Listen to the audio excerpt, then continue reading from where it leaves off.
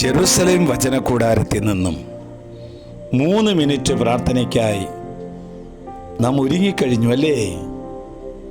എല്ലാവരും കൂടിയിരുന്നോ? ഒരു മേശയ്ക്ക് ചുറ്റുമായോ? ഏത് രാജ്യത്താണെങ്കിലും ഏത് സ്ഥലത്താണെങ്കിലും ഒരു വലിയ കൂട്ടായ്മയിലിരുന്ന് ഈ പ്രയർ ലൈൻ സംബന്ധിക്കുന്നവരുണ്ട്. 3 മിനിറ്റ് അല്ലേ ഉള്ളൂ. തൽഫലമായി ഒത്തിരിയേറെ തീക്ഷ്ണതയോടെ പ്രാർത്ഥിച്ചൊരുങ്ങി ഇതിൽ സംബന്ധിക്കുമ്പോൾ ആ വചനം ഞാൻ ഏറ്റെടുക്കുകയാണ്. ഇന്നത്തെ വചനം റോമക്കാർക്ക് എഴുതിയ ലേഖനം 2-ാം അധ്യായം 7-ാം വാക്യം. സത്കർമ്മങ്ങളിൽ സ്ഥിരതയോടെ നിന്ന് മഹത്വവും ബഹുമാനവും അക്ഷയത്വവും അന്വേഷിക്കുന്നവർക്ക് അവിടുന്ന് നിത്യജീവൻ പ്രദാനം ചെയ്യും. എന്താണ് വചനം നമ്മെ പഠിപ്പിച്ചു തരുന്നത്? നിത്യജീവൻ നേടാൻ നീ ആഗ്രഹിക്കുന്നുവെങ്കിൽ സ്ഥിരതയോടെ നീ പ്രവർത്തിക്കണം. സ്ഥിരതയോടെ നീ കർത്താവിനെ അന്വേഷിക്കണം. സ്ഥിരതയോടെ ദൈവമഹത്വത്തിനായി നമ്മൾ എല്ലാ കാര്യങ്ങളും നിർവഹിക്കണം. അതല്ലേ ആത്മാവ് നമ്മെ ഓർമ്മപ്പെടുത്തി തരുന്നത്? ദൈവത്തിൽ ആശ്രയിച്ചും ദൈവമഹത്വത്തിനായി ചെയ്യുന്ന ഏറ്റവും നിസ്സാരമായ പ്രവൃത്തിയാണ് സത്പ്രവൃത്തി എന്ന് പറയുന്നത്.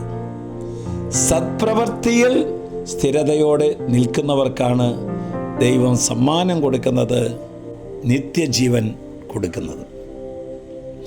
നിത്യജീവൻ നാം എന്തുമാത്രം ശുശ്രൂഷയിൽ പ്രയോജനപ്പെട്ടു എന്നതിൻ്റെ അടിസ്ഥാനത്തിലല്ല, നമ്മൾ എന്തുമാത്രം വിശ്വസ്തതയും വിശുദ്ധിയുടെയും അടിസ്ഥാനത്തിലാണ് നിത്യജീവൻ നമുക്ക് തരുന്നത്.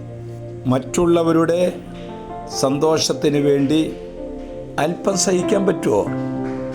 അല്പം തോറ്റുകൊടുക്കാൻ പറ്റുമോ? അല്പം നഷ്ടപ്പെടുത്താൻ സാധിക്കുമോ?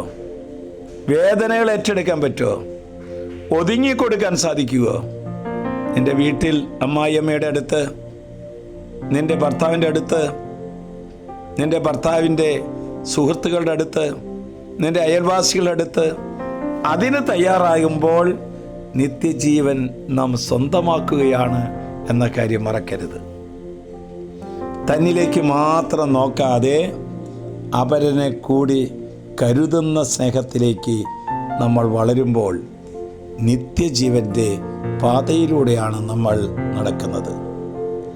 സ്വാർത്ഥതയുടെ കൂടാരങ്ങളിൽ നിന്ന് പരോന്മുഖതയുടെ തീരങ്ങളിലേക്ക് നടന്ന് അടുക്കുന്നവരെ കുറിച്ചാണ് പറയുന്നത്.